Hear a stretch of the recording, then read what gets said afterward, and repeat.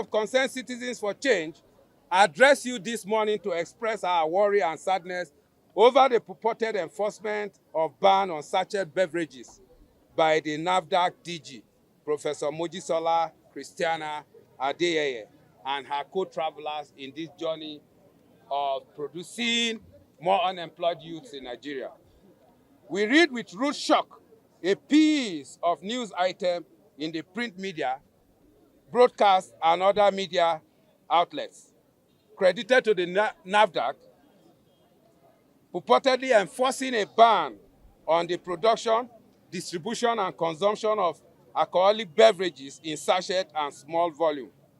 PET glass bottles below 200 ml. This draconian pronouncement by the Director General, Professor Mojisola Adeyeye, in coalition with some members of the Nigerian Senate, is in sharp contrast to the renewed hope agenda of His Excellency, President Bola Ahmed Tinubu, GCFR, who rose to power with a people-oriented development blueprint and immediately embarked on total diversification of Nigeria's economy from oil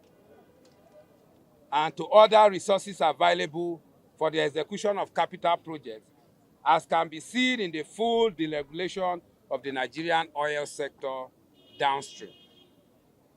Our fuse with this said publication lies in its hasty and undemocratic nature.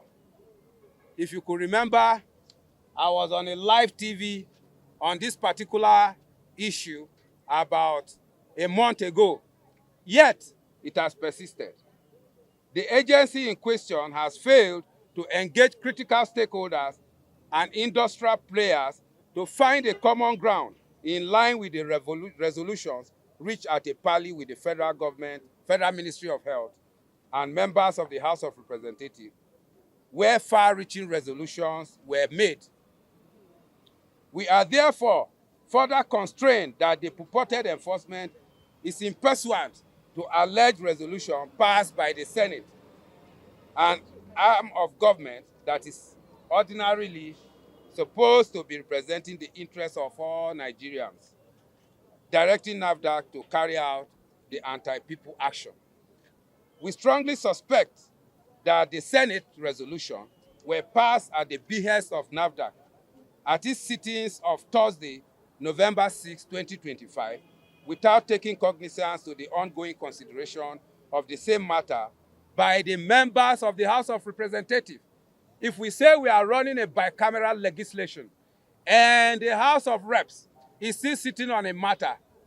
what is the need for the Senate to rush into conclusion with such matter? Of course, every part of the representation at the National Assembly is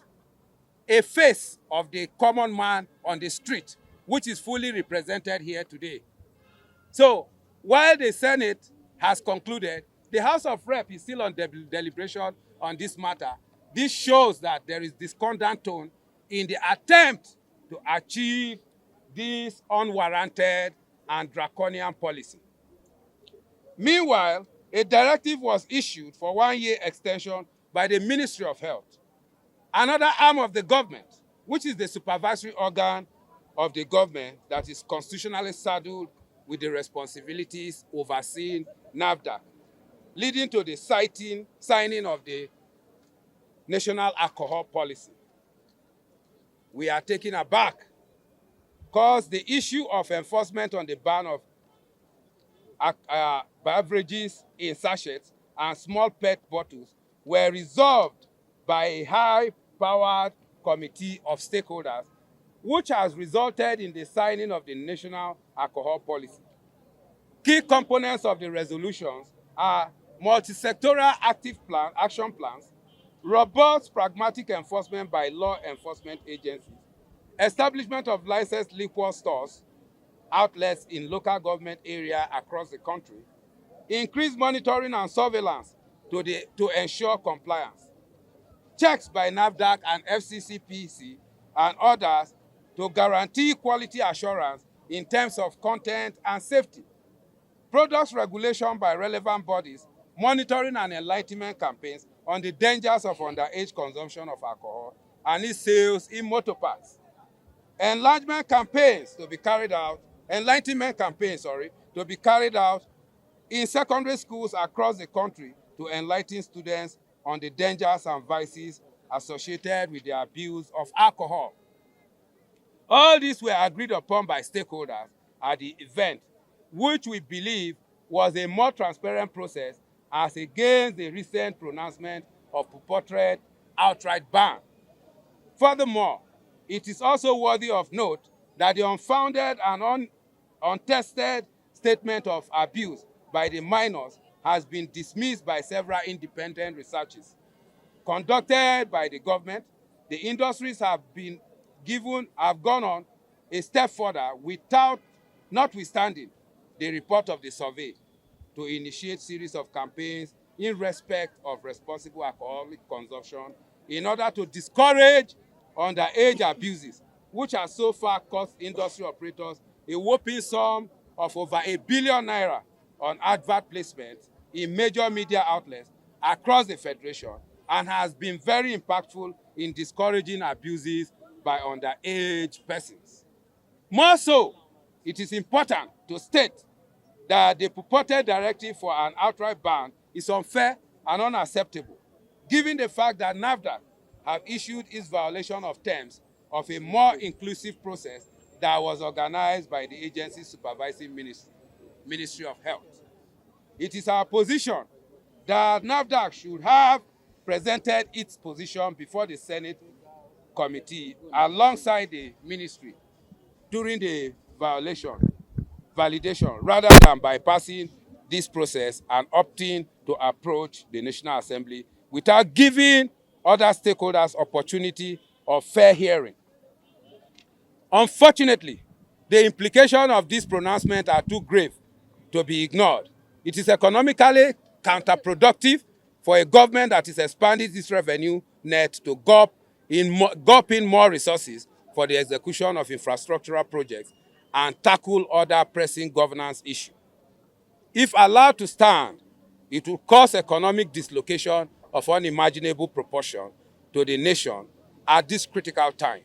with grave consequences for the nascent economic progress that have been recorded within the shortest possible period. The resultant effects would be a loss of over 1.9 trillion naira investment by indigenous companies, with attendant retrenchment of over 500,000 direct employments and approximately 5 million indirect jobs through contract marketing and other agencies like advertising and sales outlets. Reduction in capacity utilization and manufacturing, which recent economic indices suggest gradual upward going to revenue of these said banned products contribution as component of food beverages sector. Loss of indigenous businesses that may gradually obliterate local entrepreneurship development in the economy. Hence, our prayers that the Honorable Minister and Coordinating Minister of Health and Social Welfare to kindly endorse the draft copy of the validated Nigerian National Alcohol Policy and its multi-sectoral implementation framework. That the Senate should also act with dignity, fairness, and respect for all in accordance with the Constitution of the Federal Republic of Nigeria,